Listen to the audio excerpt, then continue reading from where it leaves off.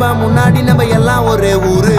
தூக்கியா எனக்கு தங்க கபடி தேரு. நான் சுங்க சாவடி திறந்ததும் உன்னை பார்க்க வண்டியை எடுத்தேன். என் ஆப்பனட்டுங்க எல்லாரையும் என்கிட்ட இருந்து தடுத்தேன். உன்னை விட்டா யாரு இருக்கா என்ன இப்போ பொறுத்த ஜெயிச்சு பழனி மலை பஞ்சாம இருந்த எல்லாருக்கும் கொடுப்பேன்.